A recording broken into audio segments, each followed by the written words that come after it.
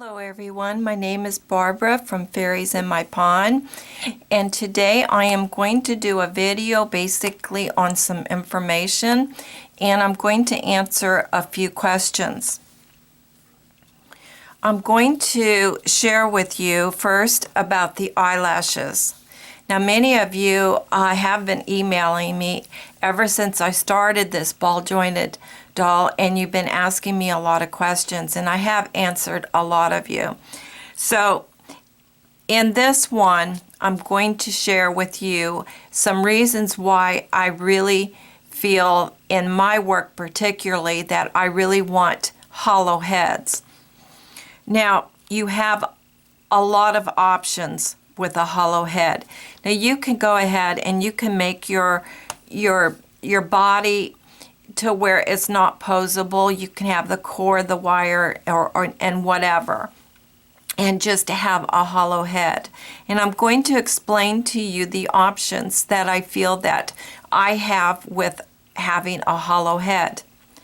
Okay, this head is from my last tutorial, and I was going to share with you about where I get my eyelashes from. There's 3 companies that I have used, but there is one that I really use a lot, and it is Kemper Supplies, Playhouse, and Monique. I find that if I am looking for eyelashes, that if I buy newborn baby dolls' eyelashes, they seem to work very well for me. They're very realistic. I use the lower eyelashes because I feel that it drops a scale down for my dolls.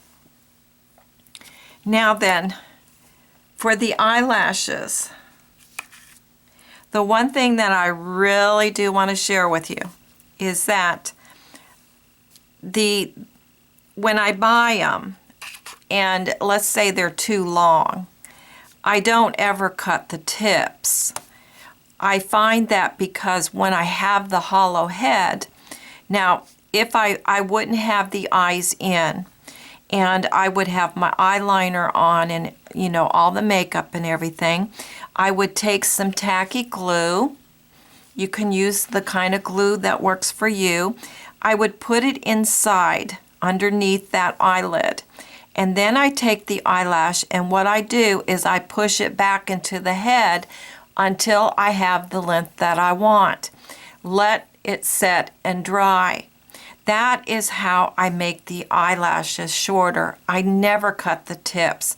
I think that when I cut the tips, I ruined the whole effect of the eyelash. Okay, now the other thing that I want to share with you is that I kind of went off my path a long time ago, and I started searching out other eyelashes, and I'm just going to share this with you quickly. This is what I found, and this is what maybe you can look for also. Sometimes in a picture it looks good and the price is right for you. I know, I understand that. Well, I found that the quality was not there whatsoever. It had like a little plastic film to it. If they were the first eyelashes I had ever used, I might not have seen that. I don't know. But because I was using a different type of eyelash, when I got those, I felt that they weren't the quality that I wanted. I also find this too, is that if I bought the eyelashes that come on a long strip, now some of you might not have a problem with this, but I did. I just found that when I cut off just little sections and I would glue that on, I made myself a lot more work, and I also saw that I didn't have the right curvature of a pre-made eyelash. That's just my opinion with it. I didn't care for it coming on the long strip. And they do look, some, if you're getting a good one, they can look very realistic, but I didn't like the shapes of it. And I didn't like how I had to work at it to make it work. Okay. I think that was it. Oh, okay. Now, back with the eyes. Okay, when I have the eyes in, the eyelashes in, and now I'm going to put my eyes in. Well, what happens is the eyelash that you have stuck back into the head, this is where a good option comes in, is that you're not going to see it with this one, but the eyelashes will be in the back of the eye here. When I have the eyes in and everything, then I take my 2-part epoxy and I go in there, and you can see how I have just filled that in around the eye. Well, now I have just secured those eyes a second time, the eyelashes for the second time. And I love having that option. If I were to do a solid head with a core in it, I don't have that ability to do that many things with it. Now, someone had asked me, well, I shouldn't say someone, I said a lot of you are asking me.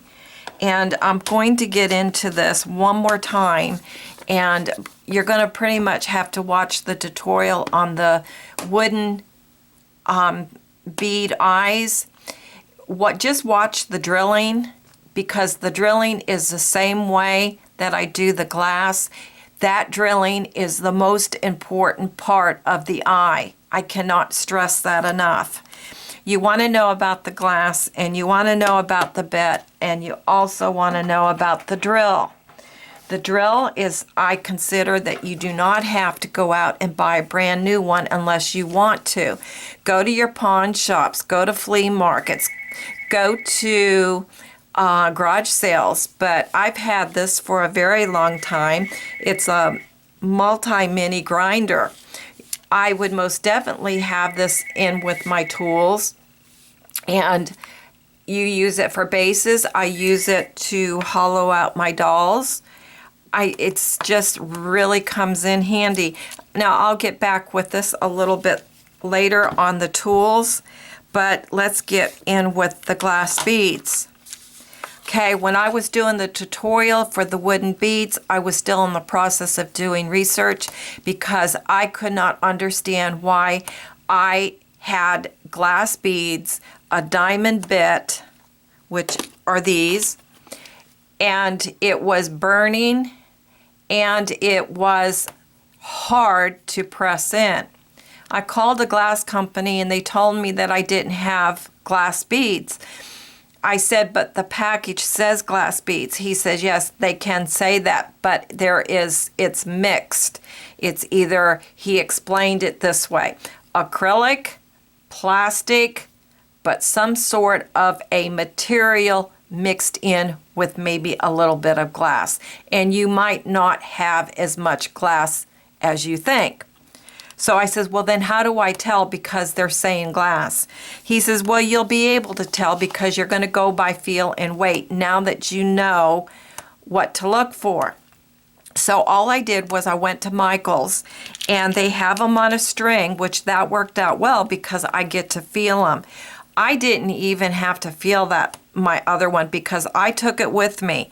I knew right away I had glass. That guy was right. So I pulled out my piece that said glass, and it was much lighter, and it also had a different look to it. It really did have like a little plastic look to it.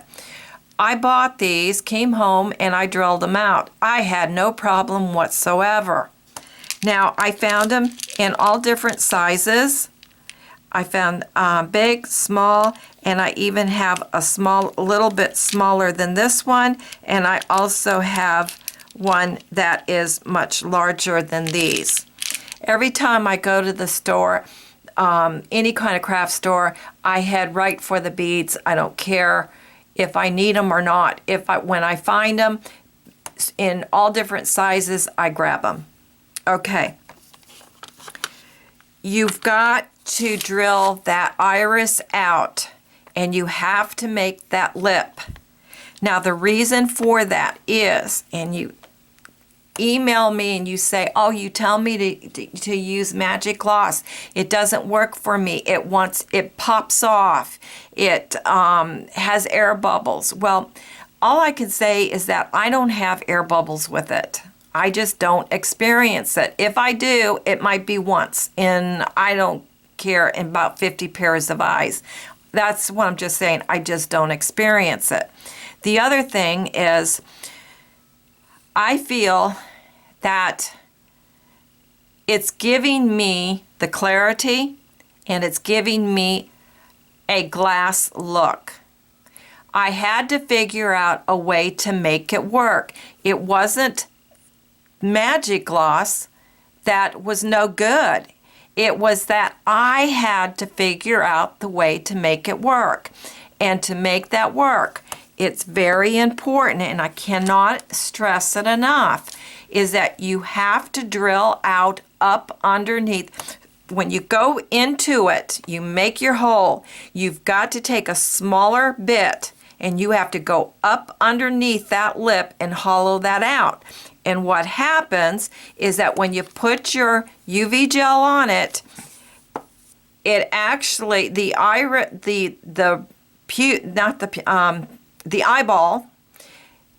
what it does is it comes up over that UV gel and it makes that dome and it makes the lens. It makes a hook. So what that's going to do is you're not going to be able to say, it's popping out. It can't. I have had eyes to where I wanted to take that lens out because I didn't like the color. I couldn't get the lens out without cutting myself. I finally had to take it and just be done with it. So I just want to say that is really the most important part to the eye itself, drilling out that lip. Okay, enough of that. Some of you are asking me about what are my basic tools. Okay, you do not need a lot of tools. I have one tool here that I use all the time, and I've had this thing for 30 years, and this is my number one tool. It's a hardwood sculpting tool. I like the hardwood. They have the other kind, but I really like the hardwood, but it's up to you. I have a smaller one. I don't really use it that much, but I do have it if I do need it. Have an X-Acto knife, always with a sharp blade, some sort of tweezers, and I do have this. It's a dental tool, and I do use it. It does come in handy. I have these, and when I got into this, they were called stylists. Today, it seems like they're calling them dotting tools. I most definitely would have this in my collection. I use this to basically, when I'm sculpting, I will sketch the whole thing in, and I'll actually even sculpt with it. I have one that's a little bit bigger than this, but this one here, I will sometimes do this to hollow some eyes out, or I use it for my UV gel to drop it down into the eyes. These are called shapers. They have a silicone rubber tip. I have to say these are really nice tools, but I do not use them anymore. So, depending on what it is that you're making, it's going to determine on whether if you're going to use them or not. But they're a little bit pricey, but I will say they are a good tool. I just don't use them anymore, so it wouldn't be in my collection. The other thing would be, a pair of small scissors. And I think that rulers, I always have rulers, and I always have clippers. Okay, that's it with that. Okay, let's go wax. Okay, candle wax, always sitting on my table. Now here's what I want to share with you. is that I would have some doll wax. And I do have some ordered because I have been doing all of this wax with candle wax. And what I'm finding is that what you can do with a harder wax is, instead of making a mold out of the silicone putty, what you can do is you can actually cut your wax into the size of your core, to be your core.